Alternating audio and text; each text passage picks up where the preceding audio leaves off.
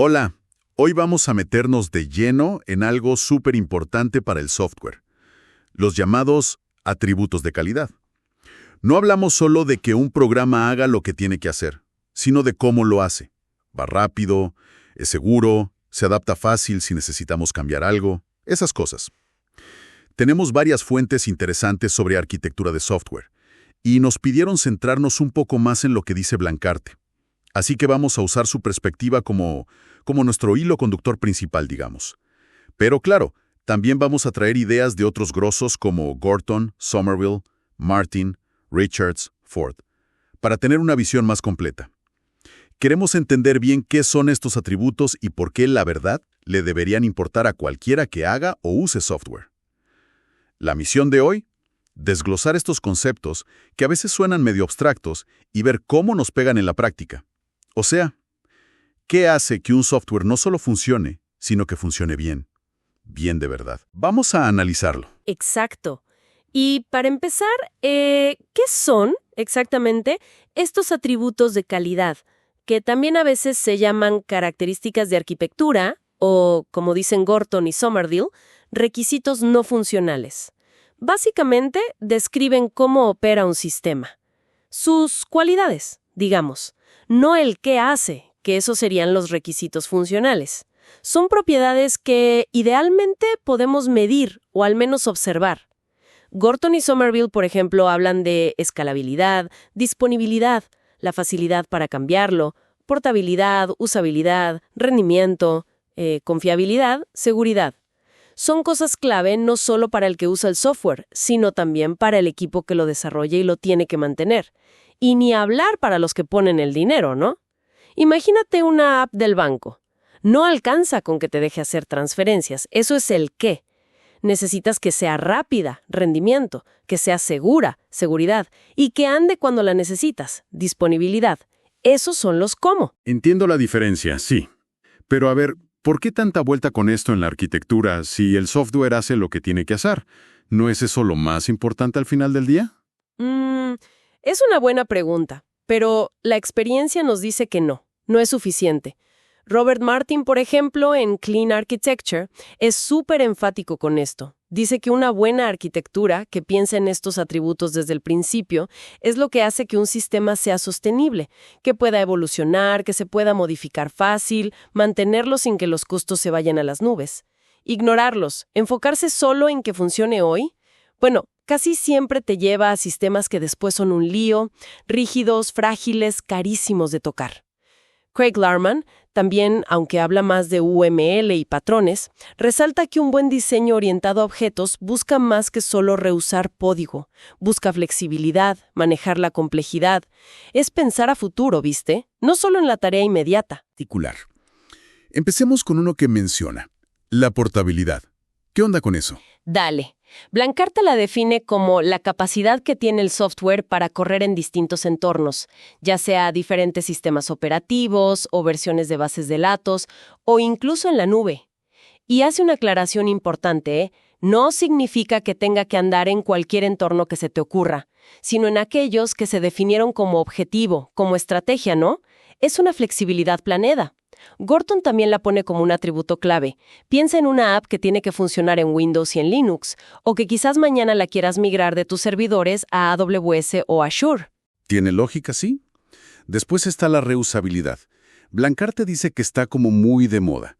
¿Es solo una moda pasajera o tiene sentido? No, tiene un sentido muy práctico.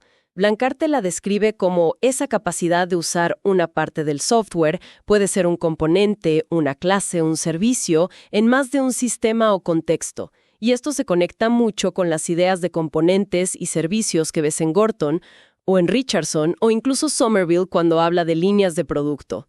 El objetivo es claro: ser más eficientes. O sea, no tener que inventar la rueda cada vez. Construir sobre lo que ya existe acelera todo. Ahora, ojo, es interesante lo que dice Larman también. Advierte que a veces se sobrevalora la reusabilidad frente a la flexibilidad. Un diseño puede ser súper flexible sin que necesariamente sus partes se puedan enchufar directo en otro sistema distinto. Es un balance. Depende de qué busques realmente. Hablemos ahora de la escalabilidad. Esta palabra sí que se escucha por todos lados, ¿no? Sobre todo en web. Totalmente. Es la habilidad del sistema para manejar más y más carga de trabajo, pero sin que se ponga lento o se caiga. De forma eficiente. Blancarte hace una distinción útil acá. Habla de escalamiento vertical, que es meterle más potencia, más CPU, más RAM, al servidor que ya tienes, y escalamiento horizontal, que es agregar más servidores, más instancias del software, para repartir la carga. Gorton, por supuesto, la tiene como atributo fundamental. Claro. Y de hecho, muchos estilos de arquitectura modernos, como los famosos microservicios, que los mencionan Blancarte, también Richards y Ford en su libro, y Sam Newman ni hablar, bueno, están pensados justo para facilitar ese escalamiento horizontal. Te permiten escalar solo la partecita del sistema que lo necesita. Pero, y aquí viene un pero importante, que también señala Blancarte, toda esa distribución tiene un costo. La comunicación por red entre todos esos servicios mete latencia, mete complejidad, y eso puede pegarle a otro atributo importante. Al rendimiento, me imagino, la velocidad. Exactamente. El rendimiento es qué tan rápido te responde el sistema, la latencia, y qué tan bien usa los recursos, CPU, memoria, red. Blancarte pone ejemplos claros, como en la arquitectura de 3 capas clásica. La comunicación entre la capa de presentación, la de lógica y la de datos puede generar demoras, por los saltos de red, por serializar datos. Gorton y Somerville lo ven como esencial, aunque es interesante la mirada de Robert Martin, que a veces dice que el rendimiento no siempre tiene que ser la primera prioridad. Argumenta que si la arquitectura es flexible, si es fácil de cambiar, muchas veces puedes encontrar y optimizar los cuellos de botella después. Es un equilibrio delicado, ¿viste? Sí, un balance. Y hablando de que el sistema funcione cuando uno lo necesita, está la disponibilidad. ¿Qué nos dicen las fuentes de eso? Gorton y Somerville la marcan como crítica. El concepto es simple, que el sistema esté operativo, que esté ahí, accesible, cuando se supone que debe estarlo. Gorton menciona la métrica típica, ese porcentaje de tiempo activo, los famosos 5 nueves, 99.999%, que buscan algunos sistemas muy críticos, pero lograr esa alta disponibilidad puede ser complicado y caro. Y fíjate qué interesante, Chris Richardson, en su libro de microservicios, advierte sobre tecnologías que incluso pueden reducirla. Por ejemplo, las transacciones distribuidas tradicionales, esas que usan protocolos como el 2PC, Two-Phase Commit. Ajá. Que intentan asegurar que una operación que toca varios servicios se haga en todos o en ninguno. Bueno, esas pueden bajar la disponibilidad, porque si uno solo de los servicios falla o tarda en responder, ¡pum!, toda la transacción se bloquea. ¡Wow! ¡Qué loco cómo una decisión tan técnica puede impactar en si el servicio está caído o no para el usuario! Fascinante. Pasemos a otro atributo que mira más al futuro, la facilidad de cambio. O mantenibilidad, modificabilidad. Suena vital para que un sistema no se quede viejo enseguida. Es que es absolutamente crucial. Yo diría que es uno de los pilares de una buena arquitectura si piensas a largo plazo. Robert Martin lo considera casi el objetivo principal del arquitecto. Gorton habla directo de ease of change, y Somerville le dedica un montón de espacio en su libro a la evolución, al mantenimiento, a la reingeniería. Reconoce que la mayor parte de la vida de un sistema se la pasa siendo modificado, no siendo creado de cero. Tiene todo el sentido. Y para entender cómo lograrla, Blancarte explica muy bien 2 conceptos clave de estructura: acoplamiento y cohesión. El acoplamiento mide cuánta dependencia hay entre distintas partes del sistema.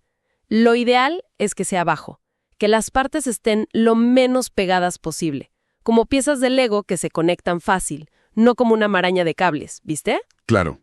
Y la cohesión, por otro lado, mide qué tan relacionadas están las cosas dentro de una misma parte, de un mismo módulo. Ahí buscas que sea alta, que cada módulo haga una cosa bien y tenga todo lo necesario para esa tarea. Si logras bajo acoplamiento y alta cohesión, los cambios son mucho más fáciles y seguros, porque tocar una parte tiene menos riesgo de romper otra cosa sin querer. Entiendo. Bajo acoplamiento, alta cohesión. Exacto. Y Richards y Ford conectan esto con su idea del Architecture Quantum, que es como la unidad más chiquita del sistema que puedes desplegar sola y que mantiene esa cohesión interna. Y Richardson no se cansa de decir que el bajo acoplamiento, loose coupling, es una de las grandes promesas de los microservicios. Y otro concepto relacionado que mencionan Blancarte y Martin es el encapsulamiento, ocultar los detalles de cómo funciona algo por dentro y mostrar solo una interfaz clara, un API bien definida. Blancarte muestra cómo un buen API ayuda a encapsular y por lo tanto a desacoplar. Si cambias cómo funciona algo por dentro pero mantienes el API igual, los que lo usan ni se enteran. Perfecto. Esas parecen ser las claves técnicas para un software que se pueda cambiar fácil. Ahora, mencionaste antes la seguridad. Imposible no hablar de eso hoy en día, ¿no? Sin duda alguna. Fundamental. Somerville habla de que se necesita una ingeniería de seguridad específica para proteger los sistemas contra amenazas, ya sean accidentales o ataques malintencionados como los de denegación de servicio 2, esos que intentan tumbar un servicio llenándolo de pedidos. Blancarte da perspectivas prácticas. Menciona cómo la arquitectura de 3 capas, al separar niveles físicamente, puede dar ciertas ventajas de seguridad. También habla de usar tecnologías modernas como JWT, los JSON Web Tokens, para manejar la autenticación y autorización de forma segura en los APIs. Algo esencial en arquitecturas distribuidas y microservicios. Newman también le dedica bastante atención a la seguridad en ese contexto. Bien. ¿Y qué me dices de la usabilidad? ¿Qué tan fácil es para una persona común y corriente usar el sistema? A veces parece que los ingenieros nos olvidamos un poco de eso. Es un punto crítico, sí. Y a veces, lamentablemente, queda relegado. Gordon y Somerville la incluyen como atributo clave. Y acá es fascinante traer a Donald Norman y su clásico La psicología de los objetos cotidianos. Aunque él habla más de objetos físicos, puertas que no sabes si empujar o tirar, teléfonos raros, cocinas mal hechas, sus principios aplican perfecto al software. Habla de la importancia de la visibilidad. Están claras las opciones. De la retroalimentación. El sistema me dice qué pasó. De un buen mapeo. La acción que hago tiene el efecto lógico que espero. Y de un modelo conceptual que se entienda. Comprendo cómo funciona esto en general. Un software que falle en esto genera frustración, errores, la gente lo deja de usar, por más potente que sea. Totalmente. Acá es donde se pone súper interesante. Me acuerdo del ejemplo que cuenta Norman de unos teléfonos nuevos que pusieron en su universidad. Tenían la función de poner en espera, pero nadie sabía cómo usarla. El botón, la secuencia, no era nada intuitivo. La función estaba, pero la mala usabilidad la hacía invisible. Pasa todo el tiempo con el software. Exactamente ese es el punto. Y muy relacionado con cómo lo percibe el usuario está la confiabilidad o fiabilidad. Somerville la define pensando en qué tan seguido falla el sistema o da resultados mal. Richards y Ford también la incluyen. Y pegadito a eso está la testeabilidad. ¿Qué tan fácil es probar el sistema para asegurarse de que funciona bien? Richards, Ford y Richardson analizan cómo distintas arquitecturas afectan esto. Un sistema modular con bajo acoplamiento suele ser más fácil de probar por partes. Richardson destaca que los microservicios, al ser unidades más chicas y desplegables solas, pueden mejorar la testeabilidad de cada componente y también aislar fallos. Si un servicio falla, no necesariamente te tira abajo todo el sistema. Y lógicamente, un sistema que es más fácil de probar tiende a ser más confiable cuando lo pones en producción. Ok, hemos repasado un montón de atributos. Portabilidad, reusabilidad, escalabilidad, rendimiento, disponibilidad, facilidad de cambio, seguridad, usabilidad, confiabilidad, testeabilidad. Parecen todos súper deseables. Pero a ver, ¿se puede tener todo al máximo? ¿O siempre hay que elegir? Esa es la pregunta del millón. Y la respuesta es que casi nunca se puede tener todo al máximo nivel. Acá entramos de lleno en el tema de los compromisos, de los trade-offs. Es un juego constante de equilibrios. Por ejemplo, si buscas el rendimiento más extremo, quizás termines escribiendo un código súper optimizado, pero muy complejo. Y eso te mata la facilidad de cambio a futuro. Claro. O si aumentas muchísimo la seguridad, quizá metes tantos pasos de verificación que la usabilidad se va al piso o hasta el rendimiento se resiente. Diseñar para una escalabilidad masiva desde el día 1 puede meter una complejidad operacional gigante que quizá no se justifique si la carga real va a ser moderada. Entiendo. Richards y Ford, en su libro, proponen algo muy práctico.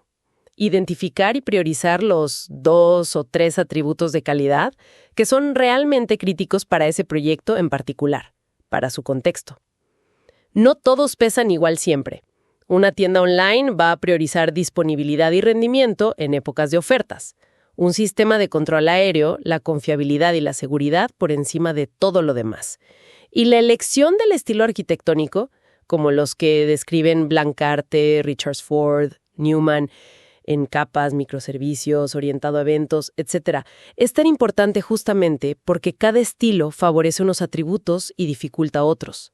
Los microservicios te dan escalabilidad y cambio independiente fácil, pero te suman complejidad distribuida.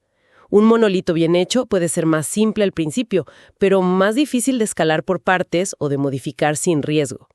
Entonces, ¿qué significa esto en la práctica? Si no hay una arquitectura perfecta, única para todos. Significa que la arquitectura correcta siempre dependa del contexto. Es la que mejor cumple con lo que tiene que hacer el sistema y con los atributos de calidad que más importan para ese sistema en particular, logrando el mejor balance posible entre ellos. Y por eso es tan importante entender estos atributos.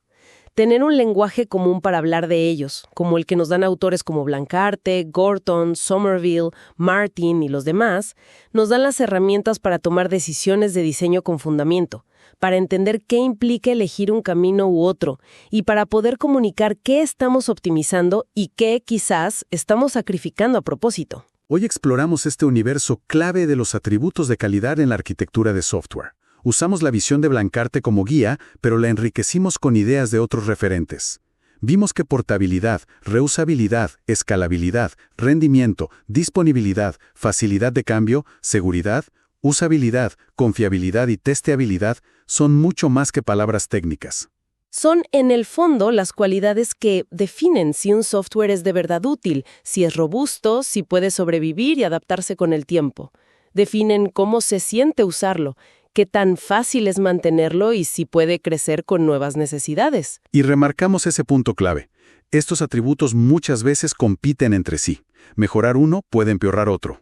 No hay una fórmula mágica para tenerlos todos al máximo. Esto obliga a tomar decisiones conscientes, a priorizar según lo que necesitemos en cada caso. El diseño de la arquitectura se vuelve entonces un arte y también una ciencia de manejar estos compromisos de forma inteligente, alineando lo técnico con los objetivos del negocio y con lo que de verdad necesitan los usuarios. Entenderlos nos da a todos, desarrolladores, arquitectos, gente de producto, incluso usuarios curiosos, un marco para evaluar mejor el software que usamos o que hacemos. Y para tener conversaciones más interesantes sobre cómo es y cómo podría ser. Y para cerrar, una reflexión. Más allá de las métricas técnicas que podamos inventar para cada atributo, ¿cómo influye la percepción del usuario final sobre estas cualidades? La velocidad que siente, lo fácil que le resulta usarlo, la confianza que le da, ¿cómo influye eso en si adopta un sistema, lo sigue usando o lo abandona? Pensando en lo que decía Norman, ¿puede un sistema ser una maravilla técnica en escalabilidad, pero fracasar igual si usarlo es un infierno o nadie entiende cómo funciona? ¿Cuántas herramientas dejamos de usar, no porque nos sirvieran, sino porque eran un dolor de cabeza? Ahí se los dejo para pensar.